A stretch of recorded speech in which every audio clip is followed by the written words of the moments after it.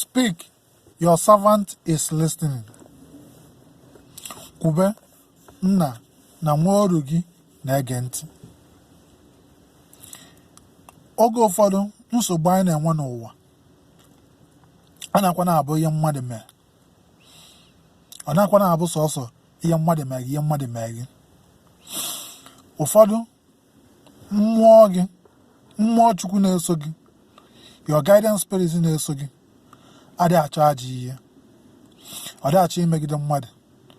Eme ị na-eme ajọ ihe, ị na-emegide ndị mmadụ, ị na-egwu ndị mmadụ wayo, ị na-egbu ọchụ, na-eme ajọ ihe dị iche iche. Ọ wee bụrụ ihe site na mmụọ gị na ha ị na-enye gị nsogbu.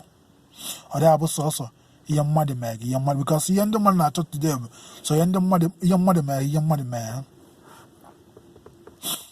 Ụfọdụ because ihe mmeju wee summarize our vocation. Speak, your servant is listening. Ị bịa the call of Samuel. Mgbe a kpọọ ya, ọ na-anụ ọnụ.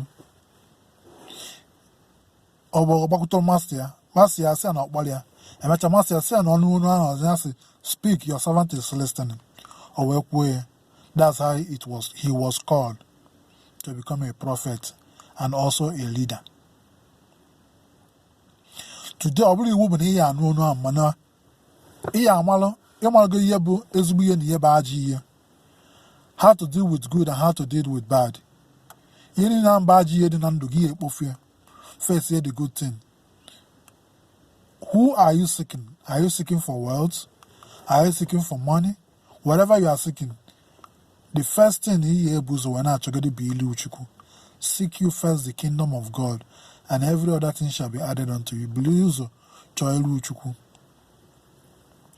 Or go for the vocation where we can nsogbu. You have to give it a try. Vocation, I want to a Catholic.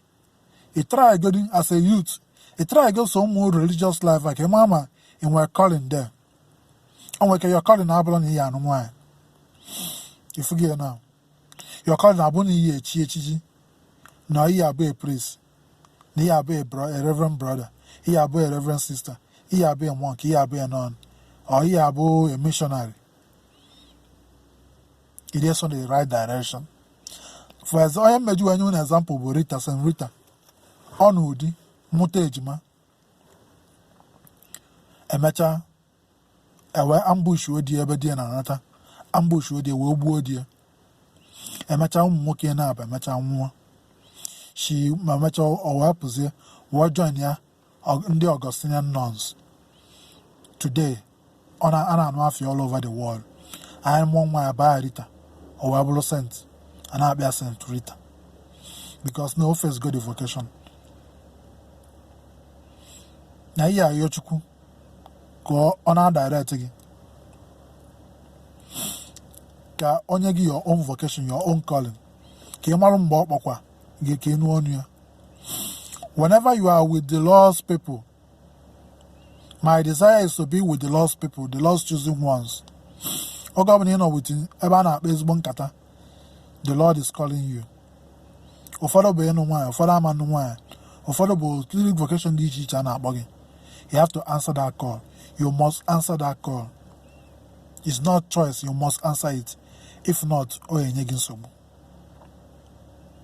Ọ bụla sọ na mmadụ nye gị poison or anything, ma ọ na onwe ndị na-achụ gị, ma ọ na onwe ndị kechi gị. Ụfọdụ bụ na ịzabeghị the call. Answer the Lord's call. Give it a try. Visit some religious community. Malo meanwhile the calling. Okay, ndị ba can ekwe. Speak, your servant is listening. Kubena moru gị na-ege ntị. You are a great person in the world. The Lord is calling you.